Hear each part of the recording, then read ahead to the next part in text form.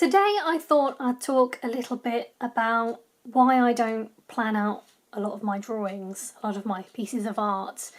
Now I do have a sketchbook tour of this Moleskine watercolour sketchbook, so I'll link that video below, but I just thought I'd flick through a few pages while talking. Now, a lot of people plan out their drawings with a pencil before they start finalising things or colouring things, and I prefer not to do that if I can help it, because if you use a pencil to plan out your drawings, you're kind of making yourself become too precious over the perfection of the piece of artwork you're creating. You're essentially going to be thinking too much about it. So whenever possible, I try not to plan anything out. I mean, I often have a picture in my head of what I might want it to look like, but I prefer a spontaneous and free approach. So a lot of the drawings that I do, I tend to start off with shapes, and then I start to block in details, or I do some line work over it. I never do line work first. I always do shapes and basic blocking in first, and then I like to add details afterwards.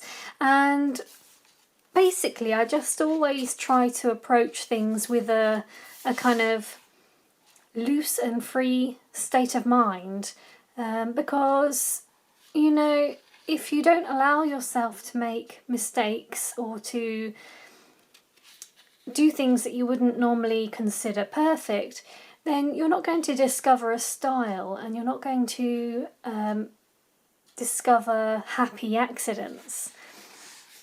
I find that working without planning first, without sketching out in pencil, allows me to feel confident, because even though I might mess up, a lot of the times the work that I produce, it may not be perfect, but for example these hats, I wouldn't necessarily have planned to use such a blotchy layer of paint, or such a light grey ink for the line art, but having said that, I do like the effect. It's different from what I might normally do, and that is the key thing here. We want to create work that surprises us, work that comes out perhaps not exactly how we wanted it to, but in the process creates something that is unique and really interesting.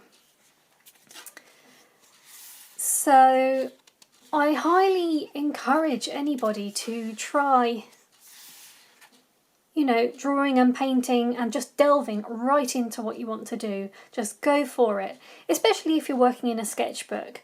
I mean, I do sketch out pet portraits, for example, because I've kind of found a style that I like to do my pet portraits in, and it is important to get proportions right. So I do sketch out before I do just a rough, quick, light pencil sketch.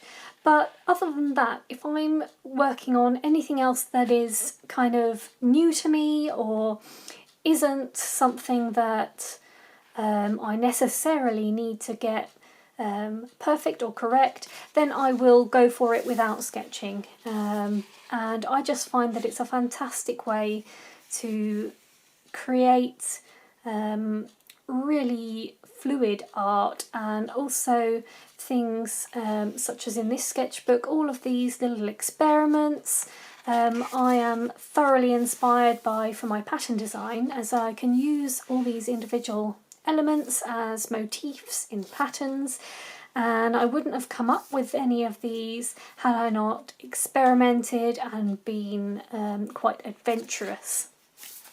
So yeah, don't always feel that you have to be perfect, that you have to plan things out with pencil first.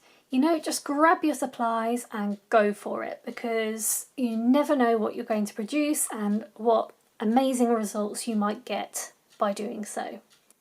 So today I'm going to do a bit of painting and sketching.